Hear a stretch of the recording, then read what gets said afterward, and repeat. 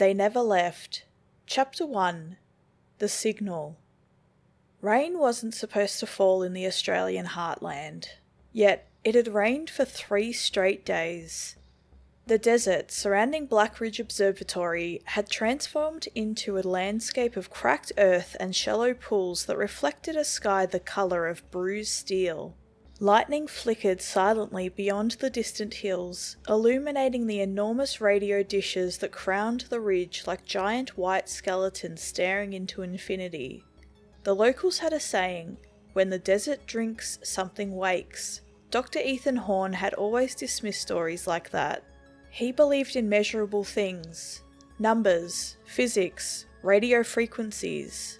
The universe obeyed laws, and if something appeared impossible, it simply meant humanity hadn't understood the mathematics yet.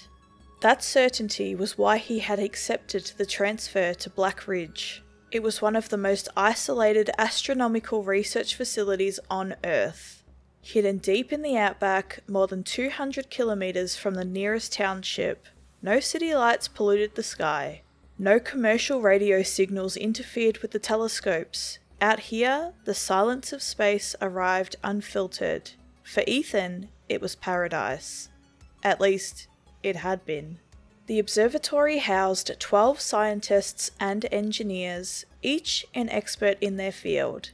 Dr. Lisa Chen specialised in signal analysis, quiet and brilliant. She had a habit of solving impossible mathematical puzzles while absent-mindedly humming classical music. Miguel Alvarez maintained the massive dish arrays. Former Royal Australian Air Force, he trusted machinery more than people. Sarah Holloway oversaw the satellite uplinks and communications. She could fix almost any system with a roll of electrical tape and enough coffee. Then there was Professor Arthur Hayes. Arthur had spent 40 years searching for intelligent life beyond Earth. He was the sort of scientist who had stopped caring whether colleagues laughed at him. "We're not alone," he'd often say. "The universe is far too old for that." Everyone else agreed, but agreeing something probably existed somewhere was very different from expecting it to call. At precisely 2:17 a.m, the observatory silence shattered. Every monitor in the control room flashed red. Unauthorized dish movement detected. Miguel looked up from his maintenance log. What the hell? The massive motors outside groaned. One after another, every radio telescope rotated simultaneously. No one had issued a command. Sarah frowned. "I'm locked out." "Locked out of what?" "Everything." Her fingers flew across the keyboard. Nothing responded. The dishes continued turning, slowly, deliberately, until all 12 pointed toward exactly the same patch of empty sky. Then they stopped.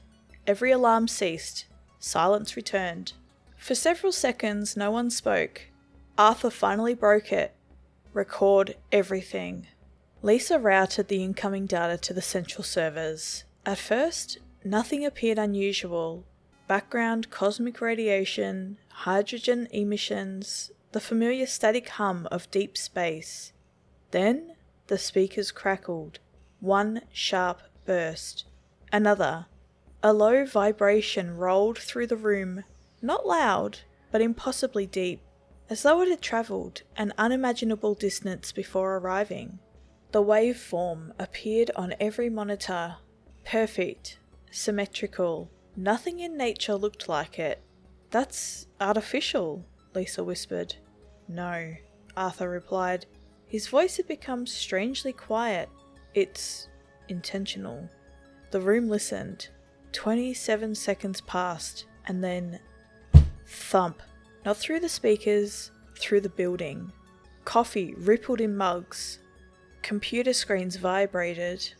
The windows trembled. Everyone looked around. "What was that?" Sarah asked. No one answered. 27 more seconds passed. Again. Thump. This time, Ethan felt it in his chest. Not heard, not seen, felt, like standing too close to an enormous engine buried miles underground. Miguel checked the seismic monitors. Nothing. No earthquakes, No heavy vehicles, no weather disturbances, yet something had shaken the entire observatory. By sunrise, they had ruled out every obvious explanation. Solar interference, satellite reflections, equipment malfunction, military transmission. Nothing matched.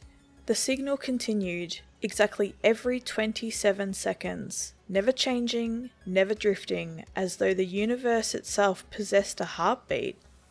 3 days later, the government arrived. No warning, just 3 black helicopters that settled onto the landing pad just after dawn.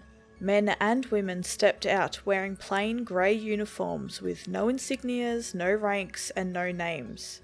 Their leader introduced herself simply as Director Evelyn Cross. She smiled politely. It never reached her eyes.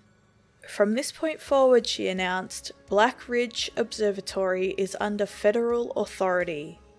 Sarah frowned. Federal authority for what? Cross ignored the question. Mobile phones were collected, internet access disappeared, the satellite uplink was disconnected. Every road leading to the observatory was closed. Officially, they remained free to continue their research. Unofficially, they had become prisoners.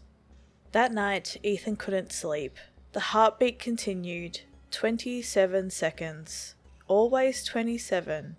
He wandered into the observation dome. Arthur was already there. The old astronomer hadn't shaved in days. Dark circles framed bloodshot eyes. You hear it too? Arthur asked without turning around. Hear what? The silence between the beats. Ethan frowned. What do you mean? Arthur slowly looked toward him. I've spent 40 years listening to space. He gestured towards the stars. Space is noisy. Pulsars, quasars, gamma bursts. Everything makes noise. But every time that signal pulses, everything else goes quiet. As if the universe itself stops to listen. A chill crept down Ethan's spine. Arthur wasn't joking. He genuinely looked frightened. The following afternoon, Lisa burst into the control room carrying pages of handwritten calculations. I've got something! Everyone gathered around.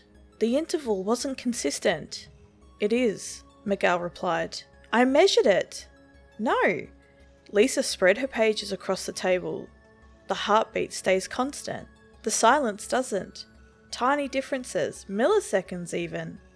Almost impossible to detect. She had converted the pauses into binary. Rows of zeros and ones filled the page. Sarah stared. That's impossible. It gets worse. Lisa typed several commands. The binary transformed into numbers, prime numbers, thousands of them, perfectly ordered. Arthur slowly removed his glasses. It's mathematics. No, Lisa whispered. It's a map. She overlaid the numbers onto a 3-dimensional star chart. Gasps filled the room. A pathway emerged, crossing interstellar space, passing ancient pulsars, weaving through black holes, ending here. Not Earth, not the solar system, Black Ridge Observatory. Nobody noticed Director Cross standing in the doorway until she spoke. Shut it down. Silence. Arthur folded his arms. You can't seriously expect us to ignore this. I don't expect anything. Her voice remained calm. I am ordering it. Lisa looked horrified. You already knew. Cross didn't answer. She simply stared at the star map. For just a fraction of a second, her expression changed. Fear. Real fear. Then it was gone. You've all been working under the assumption that this signal is trying to communicate. She looked around the room. It isn't. Nobody breathed. It's searching. That night, every security camera at Black Ridge Observatory failed simultaneously for exactly 27 seconds. When the feeds returned, someone was standing outside dish number 7. No vehicle had entered, no gates had opened, no footprints appeared in the mud, just a figure, nearly 7 feet tall, perfectly still, watching the observatory. Its body looked vaguely human beneath the rain. Long arms, narrow shoulders, an unnaturally elongated neck. Its face was hidden by darkness, despite the floodlights aimed directly at it. Miguel zoomed the camera. The image distorted. Pixels tore across the screen. The figure never moved. Sarah switched to thermal imaging. Nothing. No heat signature, no cold signature. It was as though the rain itself refused to touch whatever stood outside. Then, every monitor inside the control room flickered. Once. Twice. 3 times. When the picture stabilized, the figure was gone. The dish remained empty. The rain continued falling. No tracks, no evidence, nothing. Miguel swallowed hard. Did anyone open the doors? Everyone looked at one another. Nobody had. Then, the observatory's motion detector chimed. Access detected. Not outside, inside. Sector C. The underground archive. The oldest part of the facility. A place no one had entered in nearly 20 years. The security camera connected. The corridor was empty. Dust drifted lazily through the beam of a flickering fluorescent light. Everything seemed normal. Until the camera slowly tilted. Not by command, not by malfunction, as though someone had reached out and gently turned it upward. There, standing impossibly close to the ceiling, clinging upside down like an enormous pale insect, was the same impossibly tall figure.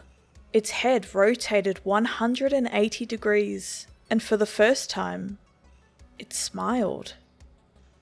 Good evening, guys, ghouls, and girls.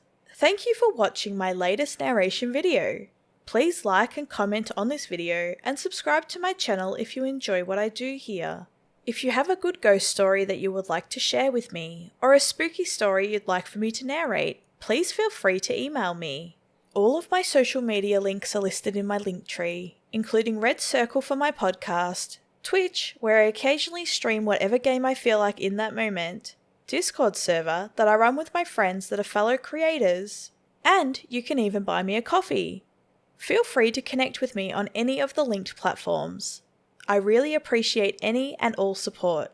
Stay spooky. If you're feeling spooky and you like my voice, Spook Central Station should be your first choice.